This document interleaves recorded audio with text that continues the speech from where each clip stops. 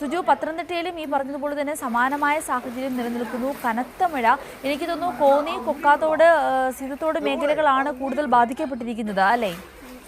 അങ്ങനെയല്ല സിന്ധൂരി. കോന്നി കക്കാത്തോട് മാത്രമല്ല, കോന്നി റാന്നി മേഖല, പ്രത്യേകിച്ച് റാന്നിയിലെ സ്ഥിതിഗതികൾ വളരെ ഗുരുതരമാണ് എന്നതാണ് പ്രധാനപ്പെട്ട ഒരു കാര്യം.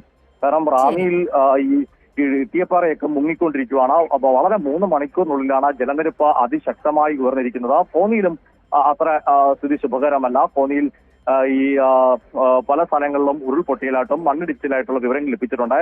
കോന്നി തേക്കുതോട് തണ്ണിത്തോട് റോഡിൽ ഗതാഗതം പൂർണ്ണമായി സ്തംഭിച്ചിരിക്കുകയാണ്. രക്ഷാപ്രവർത്തകർ ഉൾപ്പെടെ ആ സ്ഥലത്ത് കുടുങ്ങിക്കിടന്നിരിക്കുകയായിരുന്നു. ഇപ്പോൾ അവർക്ക് മുന്നോട്ട് പോകാൻ ആയിട്ടുണ്ട് എന്നാണ് മനസ്സിലാക്കാൻ സാധിക്കുന്നത്. റാന്നിയിലേക്ക് എത്തുമ്പോൾ റാന്നിയിൽ നിന്ന് കോഴഞ്ചേരിക്കുള്ള റോഡിലും വെള്ളം കയറിയിട്ടുണ്ട്. പമ്പയാറിലെ ജലനിരപ്പാണ് ക്രമാതീതമായി ഉയർന്നുകൊണ്ടിരിക്കുകയാണ്. ഉൾവനത്തിൽ ഉണ്ടായ ഉരുൾപൊട്ടലാകാം ഈ ജലനിരപ്പ് ശക്തമായ രീതിയിൽ ഉയരുന്നത് എന്നാണ് ഇപ്പോൾ ലഭിക്കുന്ന വിവരം. എന്തായാലും വലിയ ബുദ്ധിമുട്ടിൽ തന്നെയാണ് ജനങ്ങൾ ഇപ്പോൾ അനുഭവിക്കുന്നത്. സിന്ധൂരി, സുജു, ഇപ്പോൾ സുജു പറഞ്ഞല്ലോ റാന്നിയാണ് കൂടുതൽ ഈ ബാധിക്കപ്പെട്ടിരിക്കുന്നത്. അവിടെയുള്ള ആളുകളെ ബന്ധപ്പെടുവാൻ സാധിച്ചിട്ടുണ്ടോ?